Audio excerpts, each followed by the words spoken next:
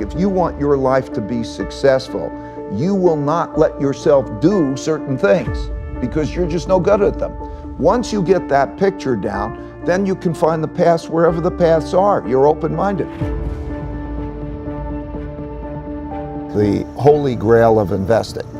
It's 3 pages long, and it explains basically this important thing, because when that epiphany happened to me and how I would do it, it changed everything. And it's so important for the average person who's listening. And let me explain why that is. Because the average person who's listening, too many people, think that they can go into this very difficult zero-sum game of betting against the consensus and be right.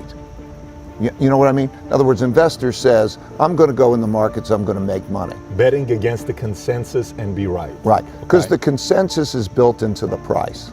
Okay. Okay? Think of it as like going to a horse race, and there's handicaps. Okay? You're not going to pick the best horse, and you're not going to pick the best company. A terrible company can be a better investment than a terrific company. A terrible company can be a better investment, just like the terrible horse can be a better investment, because the odds that are changing, like you go into that becomes the long shot. But because the long shot is going to pay off 25-1, right? If he comes in, you could just as likely bet on the long shot as the leader. And it's going to be equally likely that you're going to make money, right? Otherwise the market would be doing the opposite. Well, the market is like that, right? In other words, if everybody believes that something's going to be terrific, okay, then everybody's betting on it, and its price is high. So it's not what's best necessarily. It's what's best relative to what's in the price, what's discounted. You know, everybody crashes, and then you're faced with that crash. And you either have an epiphany or you don't. You either walk off the field and say, hey, I don't want to do this anymore, and you give up on that, going after your audacious goals, or you gain really humility. You know, how do you feel that you're going to be wrong? And so I think then that whole notion is, you know, to come back with the finding the smartest people I could find who disagree with me. Also, I'm in the investment management business that you have to bet against the consensus. Otherwise you can't make money because it's in the price. And you have to bet against the consensus and be right. Or as an entrepreneur, I'm an entrepreneur. I had to bet against the consensus and be right. And so to gain that humility was the thing. So you either get off the field or you learn, right?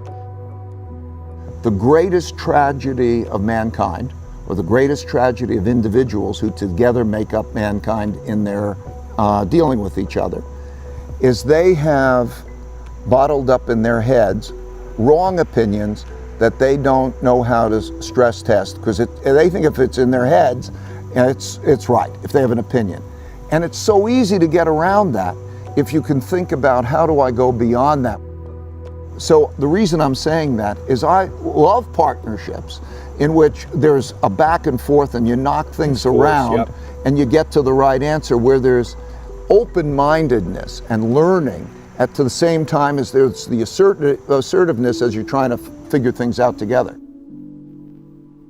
In all relationships, in one way or another, you have to find out how you're going to make decisions. There are going to be agreements and disagreements, and you have to have the art of thoughtful disagreement. Now, people find their domains differently. Maybe somebody says, oh, okay, I'll take care of these things and you take care of that. I don't know. Some people, you know, the traditional household might say, okay, I'll take care of making the money out, and the man goes out and he makes money in the world. And then one woman says, I'll take care of the kids. We're not there anymore. But each role, I'm trying to say, in some way, you have to find out how to do the art of thoughtful disagreement. And it makes sense. And then also knowing what's good, what you're good at, and what you're not good at. It's a good thing to know what you're good at and what you're not good at.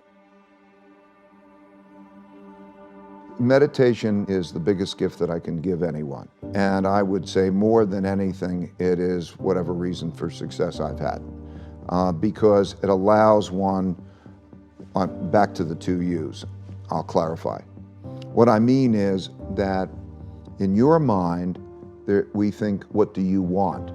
And the reality is, when you look at the neuroscience and psychology, that there are different parts of your brain that want different things.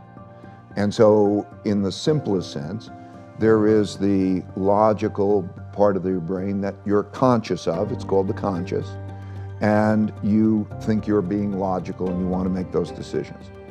And then there's the subliminal, below the limbic system, part of the brain, which is the emotional, and it's not as conscious to you, but it has more of an influence on you than really the logical one. And so they're not aligned. And so when you're experiencing that pain, or let's say the ego, right, there were two main things. You got an ego barrier and a blind spot barrier. If you can get past your ego barrier and you get past your blind spot barrier, you can accomplish anything, because you also know that you don't have to do everything, you don't have to figure it out yourself. You can take in from other people the different ways to approach things in the best possible way. And so the realization that we all are really struggling with ourselves, and to think which is in control. Meditation helps to deal with the alignment of those two things, because both are valuable. In other words, intuition, imagination, the things we really love come from our subliminal us's, right? Our needs, whatever they may be, they come from here, that subliminal. They may be valuable, they may be damaging. You don't know the difference. And so when they come up and you're looking at those with your logical mind and you can align those things, you're probably in good shape. If you can do that alignment between the subliminal and the logical, and you can do that with other people, so that you can triangulate with other people and say, does that make sense? And get alignment.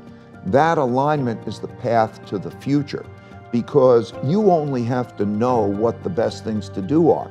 You don't have to have them all come up from your head. And for God's sakes, don't be overly opinionated, because just because you have that opinion, it doesn't mean it's true. So that's where the two U's and the alignment really is so important. Give me a couple things that I can do to get more out of a minute. First of all, if you do make your passion and your work the same thing, then it's great, right?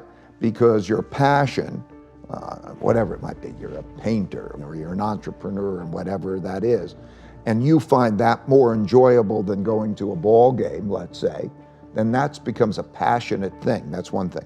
Second, to know how to work with people who can do things really well to get the most leverage out of people, okay? Third, how do you get yourself really, what are the right work habits?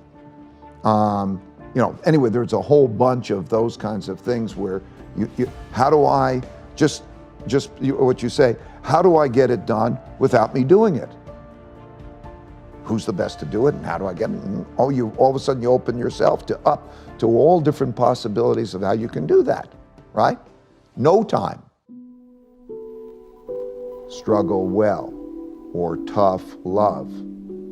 Okay, I put those words together because that exemplifies the fact that people don't think they go together. And so if you start to realize struggling well is what will get you what you want, okay, rather than avoiding struggle, that's what I'm trying to convey. And so if you realize that, then you will go to the struggle. You won't be averse to the struggle. And you will think, and then under that in the book, I wrote all these different ways of what it means to struggle well, okay? How you have thoughtful disagreement, how you listen to maybe you're not good at that or not, how you learn, how you navigate all the ways through that so that you get stronger. Because if you don't struggle, you won't get stronger, okay? So struggling well, go above it, okay, struggling well, a big element is to go above your struggle, just like you did. You look back and say, okay, am I struggling well, rather than be in it and doing those things. So there are a lot of different ways of how to struggle well, But if you know, okay, that struggling is a good thing. Okay, if you want to be strong, it's a good thing. If you worry, you don't have to worry. And if you don't worry, you have to worry. Okay? Because what I mean is, if you're worrying about what can go wrong, chances are you will create the protections against that thing going wrong, and therefore that's good. And if you're not worrying about the things that are going to go wrong, then they'll probably, the things you never expect are going to come and hit you. Okay? And so it sounds counterintuitive. If you worry, you don't have to worry. And if you don't worry, you better worry. But what it means is that process of, okay, go to the thing, go to it, and enjoy it. View these things as puzzles. Your personality will change. You'll enjoy it, okay? Because life is a puzzle. It's a going through the jungle.